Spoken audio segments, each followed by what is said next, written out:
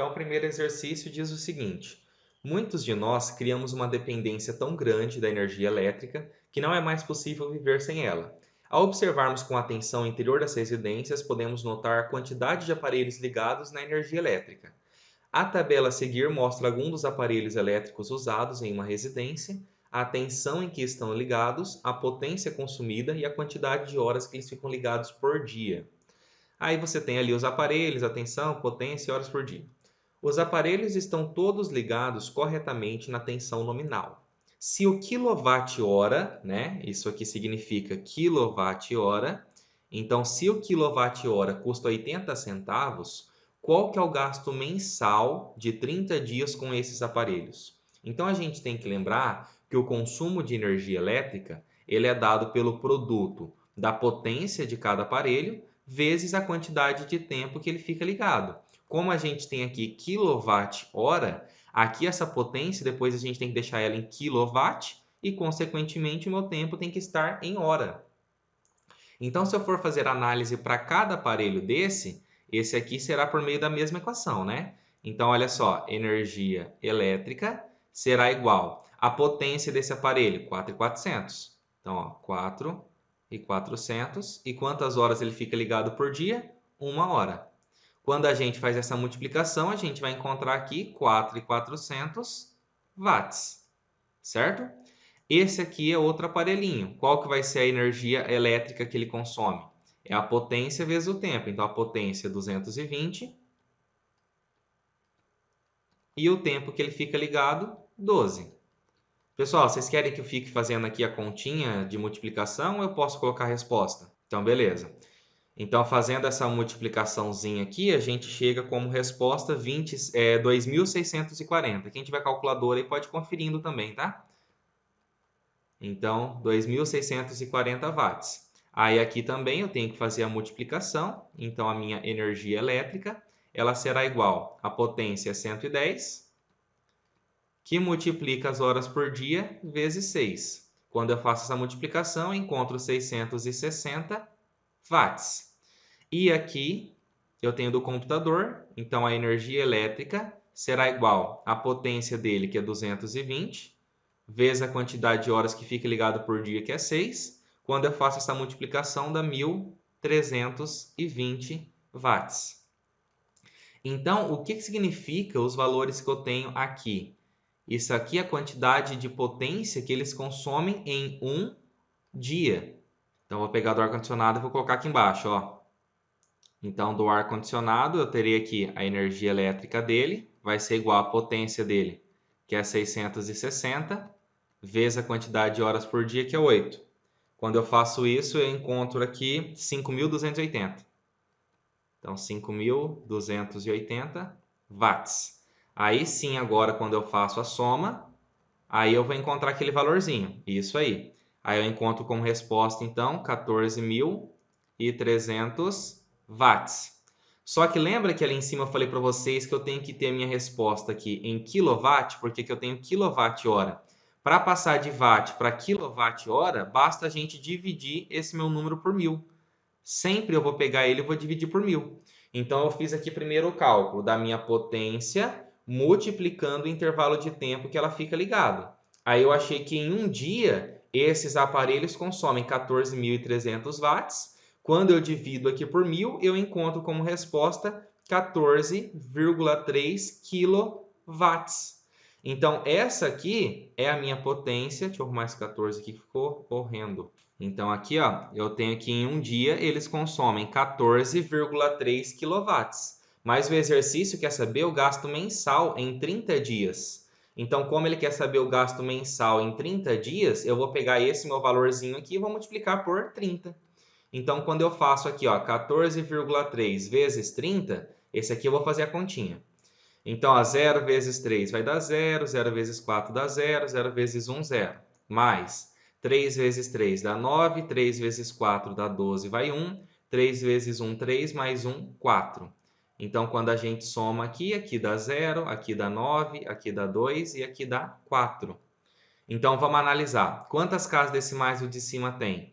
Uma. E o de baixo? Nenhuma. Então, no total, eu tenho aqui uma casa decimal. Minha resposta também tem que ter uma casa decimal. Igual a Amanda disse, então realmente eu tenho que o gasto deles mensal é de 429 kWh,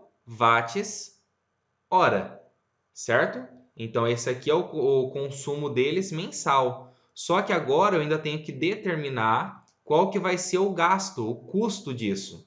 Então, para determinar o gasto, eu ainda tenho que pegar isso aqui e multiplicar por 0,8. Então, vou fazer aqui embaixo, ó. Vou pegar aquele meu 429 e vou multiplicar por 0,80, que é a mesma coisa que 0,8. Então, olha só, 8 vezes 9 dá 72, vai o 7 aqui para cima. 8 vezes 2 dá 16. 16 com 7 vai dar 23. 8 vezes 4, 32. 8 vezes 4, 32. Com 2, 34. Aí, como teve apenas uma casa decimal, aqui tem uma casa decimal. Encontramos como resposta 343,2. A alternativa correta, letra D. Na atualidade, muitos jovens gostam de montar carrinhos de corrida utilizando kits de robótica. Vocês mesmos são um exemplo clássico disso, né? Vocês adoram montar carrinho com os kits de robótica. Então, olha só, dois alunos do ensino médio A e B montaram cada um deles um carrinho e decidiram apostar corrida. O carrinho do aluno A desenvolve velocidade constante e a do aluno B uma velocidade VB. Então, olha só, se eles têm velocidades constantes, realmente eu tenho aqui, ó, que o gráfico da posição em função do tempo ele é linear, porque como a velocidade, vou até escrever aqui, ó, como eu tenho aqui um valor de velocidade que é constante, logo trata-se de que tipo de movimento? Trata-se de um movimento retilíneo uniforme. E como é um movimento retilíneo uniforme, eu sei que a minha equação da velocidade ela é dada pela velocidade média, que é aquela mais sem vergonhazinha que tem, que é o meu ΔS por ΔT, e eu também sei que a função horária da posição é do sorvete. É dada por S0 mais a velocidade vezes o tempo. E eu sei que esse S0 S0 mais VT é uma função do primeiro grau e realmente o gráfico dela vai ser uma reta, igual a gente está vendo aqui. Então, em função disso, o exercício fala, em posse desse gráfico, qual que vai ser a razão da velocidade do A pela velocidade do B? Então, eu vou escrever aqui, ó, eu tenho que fazer a razão da velocidade do A em função da velocidade do B. Só que quem que é o meu velocidade A? Vou até fazer aqui um traço grandão. Quem que é a minha velocidade A? Velocidade A vai ser o ΔS do A dividido pelo ΔT do A. E quem que vai ser o meu velocidade B? Vai ser o ΔS do B dividido pelo ΔT do B. Porque velocidade é aquele meu ΔS por ΔT. Até aqui tudo tranquilo, né? Então, como aqui eu tenho uma divisão de frações, eu posso reescrever isso aqui de um jeito mais facilzinho, ó. Eu tenho que VA por VB será igual. Eu posso escrever aquilo ali como sendo isso aqui também, ó. Eu mantenho a primeira, já que é uma divisão de frações. Eu vou manter a primeira e vou multiplicar pelo inverso da segunda. Então, o ΔTB vem aqui para cima e aqui para baixo vem o meu ΔSB. Porque é assim que a gente resolve divisão de frações. Eu copio a primeira e multiplico pelo inverso da segunda. Então, continuando aqui em cima, eu tenho que minha razão VA por VB será igual. Qual que é o meu ΔS de A? ΔS é a final menos inicial. Então, o gráfico do A é esse aqui.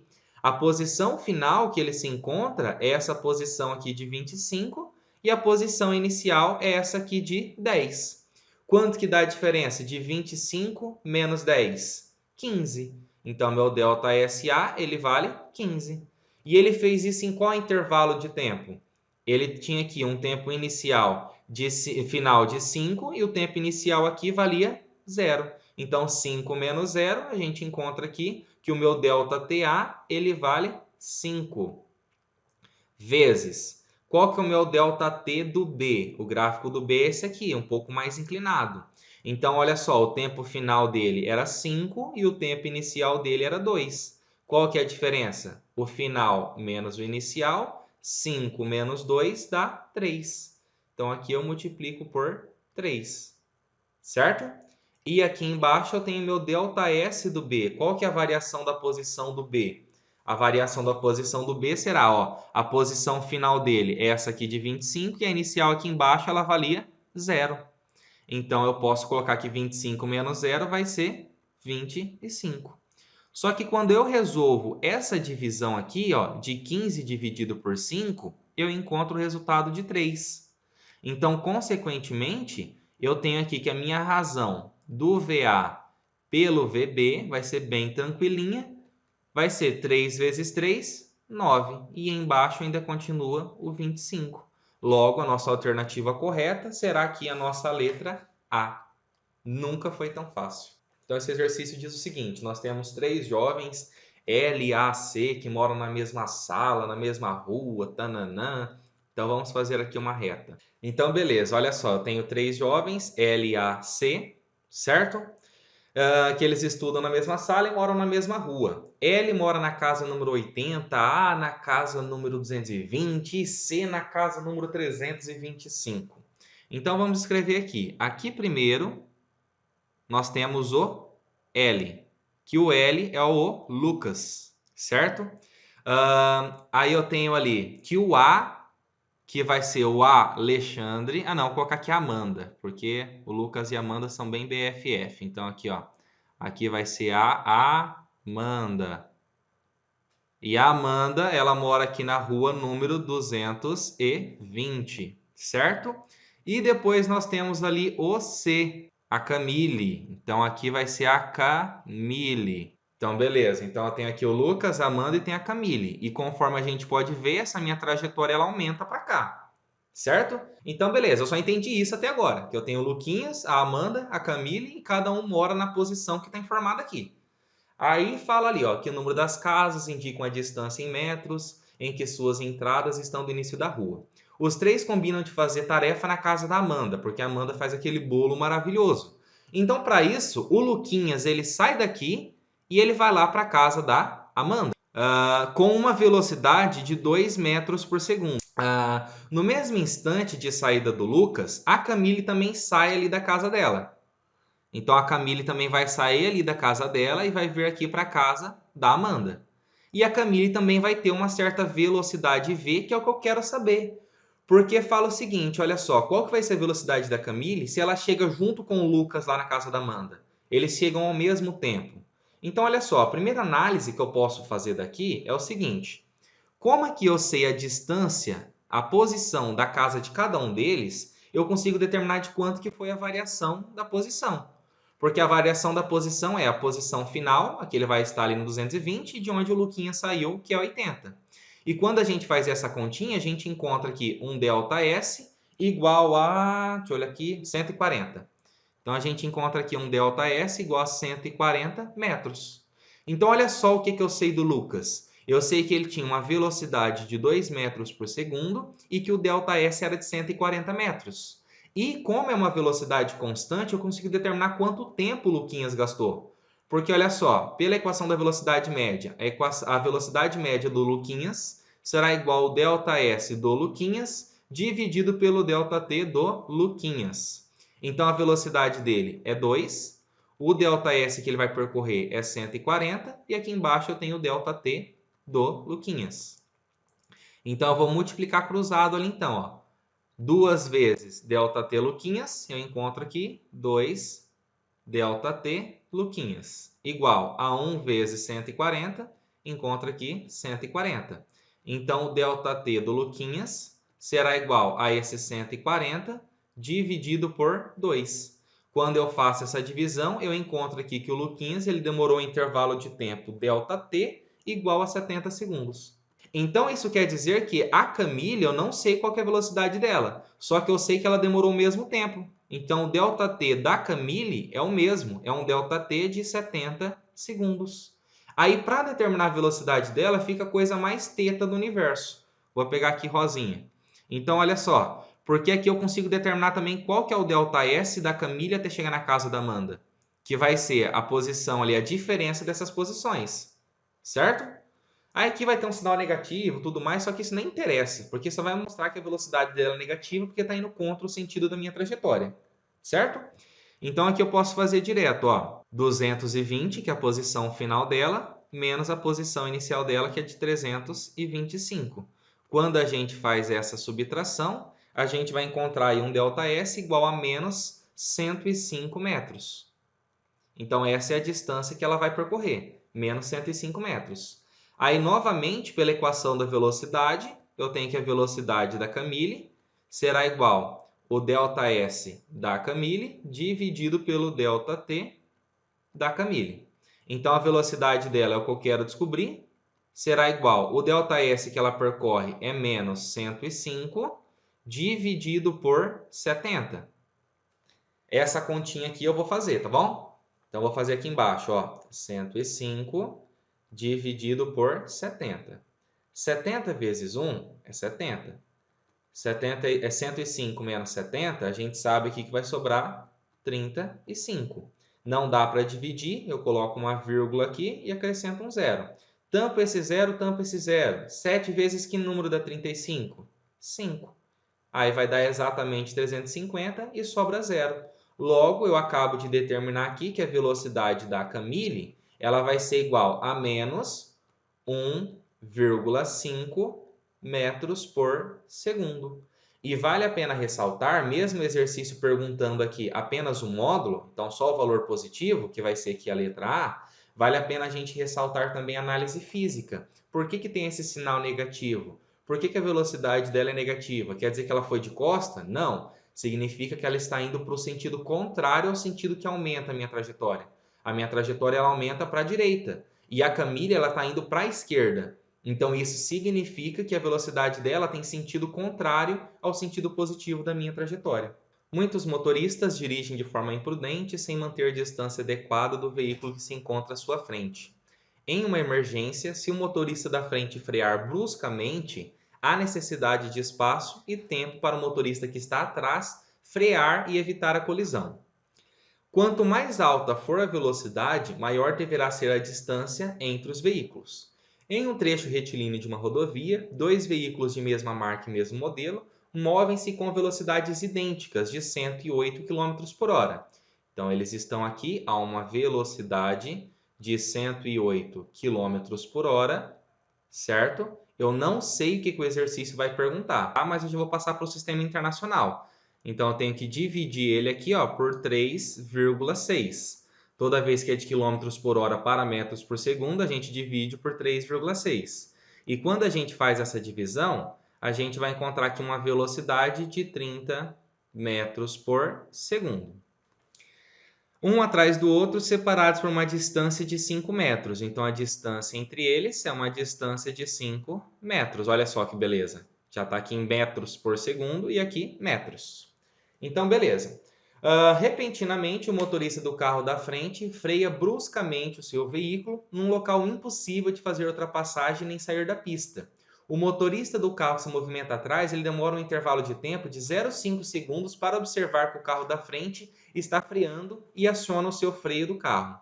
Então, ele demorou um tempo de reação ali de meio segundo. Então, ele demorou um tempo de reação de 0,5. Considerando que a desaceleração é a mesma para ambos, contada a partir do instante em que cada carro inicia a frenagem, o que acontecerá? Então, a primeira coisa que a gente tem que observar, então olha só, como ele tinha uma velocidade constante, a velocidade dele é dada pela velocidade média, igual o ΔS sobre ΔT. A velocidade que ele estava desenvolvendo era uma velocidade de 30 metros por segundo. O ΔS que ele percorreu naquele intervalinho de tempo, que ele ficou ali brisando antes de perceber que o carro da frente começou a frear, que foi de 0,5 dá quanto?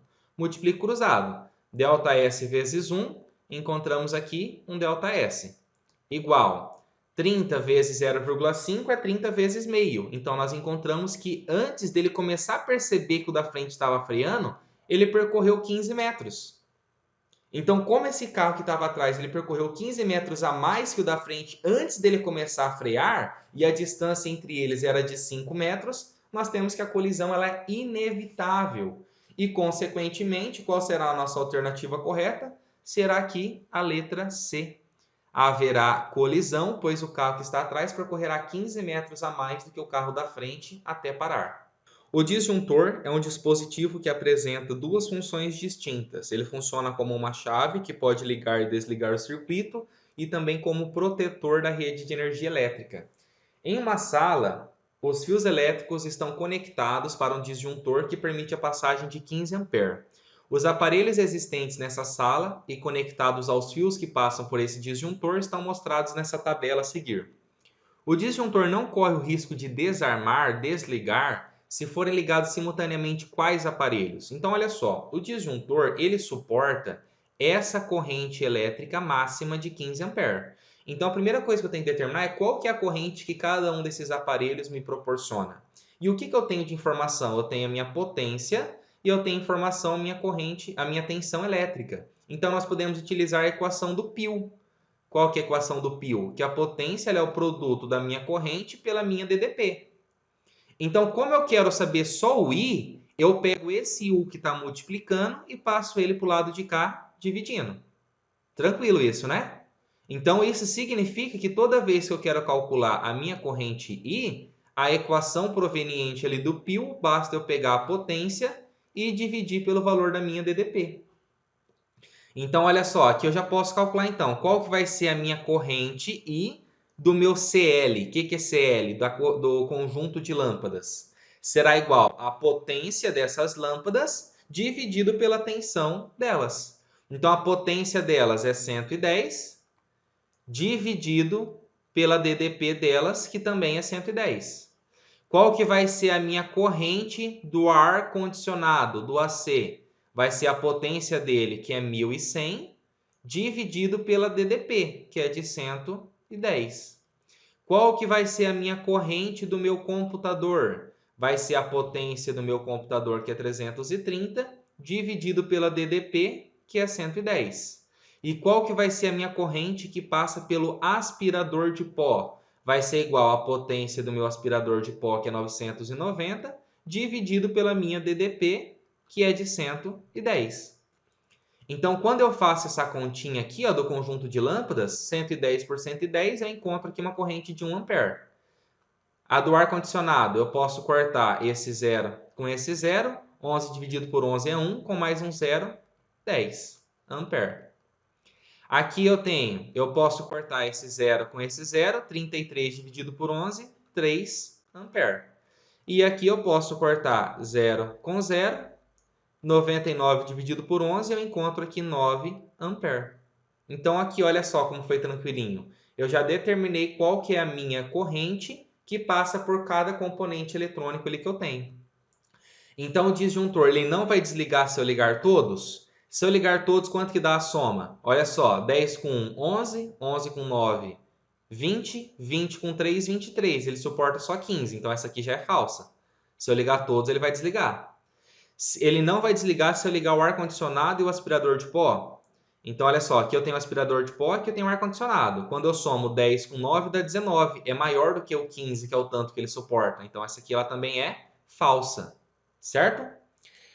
Aí a outra que a gente tem aqui, ela fala, se eu ligar o conjunto o aspirador de pó, o ar e o computador. Aspirador de pó, 9. Ar-condicionado, 10. Já deu 19, que passa do 15. Então, essa C também é falsa. E aqui a D eu tenho o conjunto de lâmpadas, 1. Com o ar-condicionado, vai dar 11. E o computador mais 3 dá 14. Aí ele suporta, porque ele suporta até 15. Logo, essa aqui é a nossa alternativa correta, letra D.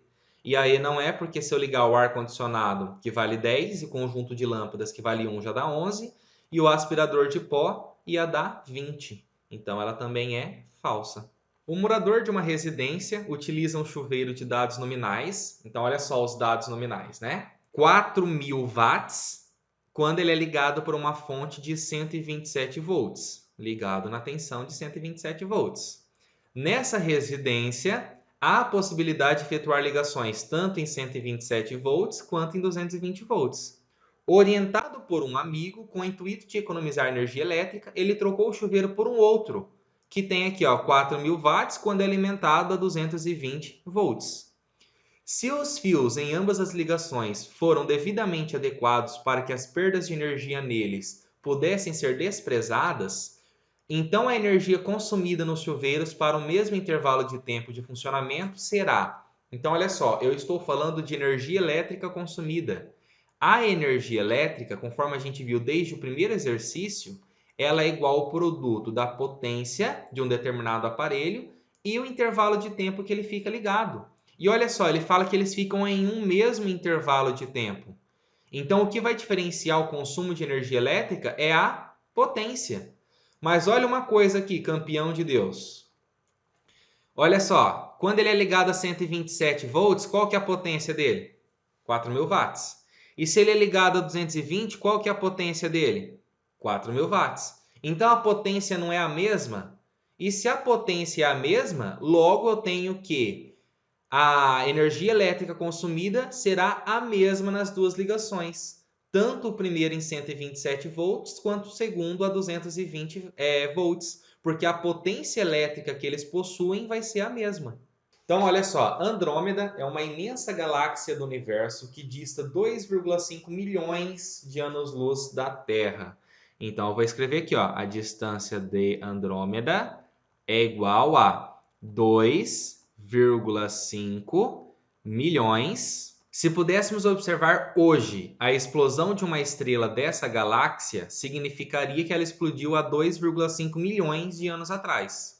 Com essa informação, podemos concluir que, quando olhamos o céu à noite, não vemos as estrelas como elas são hoje, mas como elas eram quando a luz partiu delas. Algumas estrelas que vemos no céu já não existem mais. Então, considerando que a velocidade da luz no vácuo é de 3,8 vezes 10 à oitava metro por segundo, e sabendo que em um ano tem aproximadamente 32 milhões de segundos, qual que é a ordem de grandeza da distância de Andrômeda até nós em quilômetros é de quanto? Então vamos lá, a primeira coisa que a gente tem que observar aqui, pessoal, é o seguinte, olha só, que essa distância d ela vai ser igual, eu tenho ali 2,5, primeira coisa que aparece, milhões. O que significa milhões em notação científica? Milhões, eu sei que é a mesma coisa que 10 à sexta. Então, no lugar de milhões, eu vou pôr aqui 10 à sexta, que 10 à sexta é 1 com mais 6 zeros, certo? Aí eu tenho ali anos-luz, então eu tenho que pegar e fazer o produto agora da minha velocidade da minha luz. Qual que é a velocidade da luz? A velocidade da luz é de 3 vezes 10 à oitava. Ela percorre isso, 3 vezes 10 à oitava metros a cada segundo. Mas é um ano-luz. Quantos segundos tem em um ano-luz? O exercício me falou aqui, ó, que é de 32 milhões de segundos. Então, ainda vezes 32 milhões. E milhões eu sei que é 10 à sexta. Então, é todas essas multiplicações que a gente tem que fazer. Ah, meu Deus do céu, e agora? Ah, é muito difícil. Não é não, é bem de boazinha. Olha só qual que vai ser a distância D. Primeira coisa, quanto que é 2,5 vezes 3? É 7,5. E esse 7,5 eu ainda tenho que multiplicar aqui por 32. Então, vou fazer essa continha aqui em cima. Ó. 32 vezes 7,5. 5 vezes 2 dá 10, vai 1. 5 vezes 3, 15, mais 1, 16. Mais 7 vezes 2, 14, vai 1. 7 vezes 3, 21, com 1 que foi 22. Então, aqui vai dar ó, 0, aqui vai dar 10, vai 1, aqui dá 2, 3, 4, e aqui dá 2. Quantas casas decimais? Em cima nenhuma, embaixo uma. Então, no total tem uma. Minha resposta também tem que ter uma. Deu 240. Então, ó, deu 240. E aqui eu tenho multiplicação de potência de mesma base. Então, eu tenho que manter a base e somar os expoentes. Então, eu tenho que somar 6 com 8 dá 14. 14 com 6 dá 20. Mas para trabalhar ali com ordem de grandeza, tudo mais, eu tenho que deixar em notação científica.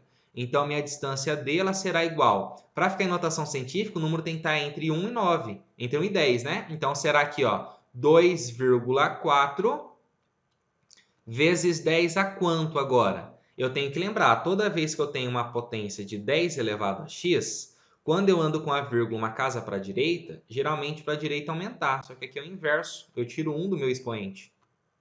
E toda vez que eu ando para a esquerda, geralmente é retirar. E aqui, na verdade, eu faço o contrário. Eu acrescento 1 no meu expoente. Então, como eu andei 2 casas para a esquerda, eu tenho que acrescentar 2 no meu expoente. Então, se era 10 a 20, agora ficou aqui a 10 a 22. Então, a resposta correta é a letra E. Errado! Errado! Porque como eu utilizei 3 vezes 10 à oitava metros por segundo, essa distância aqui ela está em metro. Eles vão dar a alternativa errada, se você não prestar atenção nisso aqui. Tem que ser em quilômetro. E como que a gente faz essa conversão ali para quilômetro? A gente tem que lembrar. Quando eu tenho lá as ordens de grandeza lá, eu tenho o meu quilômetro, eu tenho o meu hectômetro, eu tenho o meu decâmetro e eu tenho lá o meu metro.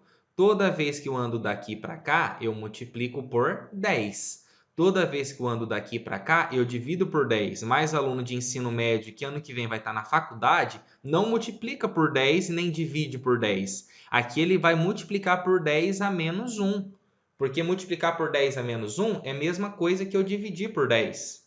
Então, para passar de metro e chegar para quilômetro, eu faço 10 a menos 1, 10 a menos 2, 10 a menos 3. Então, eu vou pegar esse meu valorzinho aqui dessa distância, que por enquanto é de 2,4 vezes 10 a 22, e eu tenho que multiplicar por 10 a menos 3. Então, eu encontrarei aqui uma distância D igual, ali vai manter o 2,4, e agora eu faço, ó, 22 menos 3, eu encontro vezes 10 a 19. E ainda não acabou.